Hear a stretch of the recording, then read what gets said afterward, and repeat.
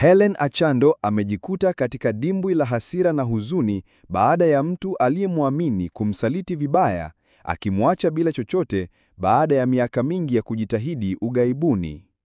Ni kisa kinachoonyesha mateso ya uhamaji na ukware wa wale tunaoamini. Safari ngumu ya Hellen ilianza mapema maishani. Alikulia na mama wa kambo ambaye uhusiano wao ulikuwa mgumu na wenye misukosuko. Kutokana na mazingira hayo yasiyokuwa rafiki, Hellen aliamua kutoroka nyumbani na kutafuta maisha yake mwenyewe kama mfanyakazi wa nyumbani huko Ruai, Nairobi. Akiwa Ruai, Hellen alikutana na mwanamume aliyempa mimba, lakini akakataa kabisa kuchukua jukumu la malezi ya mtoto. Maisha yaligeuka kuwa magumu mno.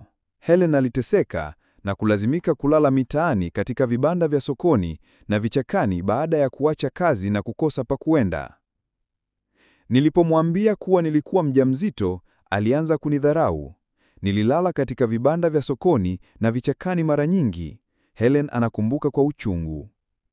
Ingawa wazazi wake walikuwa wakiishi Nairobi, hakuweza kurudi nyumbani kutokana na uhusiano mbaya na mama yake wa kambo. Alisaidiwa kwa muda na wanawake wema, lakini kila mara alijikuta akirejea mitaani. Katika kipindi hiki kigumu, Hellen alikutana na Mama Dosel, mwanamke aliyemchukua na kumsaidia hadi alipojifungua mtoto wake huko Zimmerman. Hata hivyo, kurudi nyumbani kwao hakukuwa chaguo. Singeweza kurudi nyumbani kwa sababu mama wa kambo alinifukuza mara kadhaa nilipojaribu kurudi. Ilibidi nijikimu kivyangu, Hellen anasema. Hellen alijaribu kazi mbalimbali nchini Kenya, hata akisafiri hadi Mombasa kutafuta riziki, lakini mafanikio hayakumwangukia. Alirudi Nairobi na baadaye akakutana na Michael, mwendesha bodaboda aliyekuwa mume wake wa baadaye. Walifunga ndoa na Hellen akapata mimba tena, lakini furaha yao ilikuwa ya muda mfupi. Michael alipata ajali mbaya na kufariki dunia, akimwacha Hellen mjane na mtoto wao akiwa na miezi 6 tu.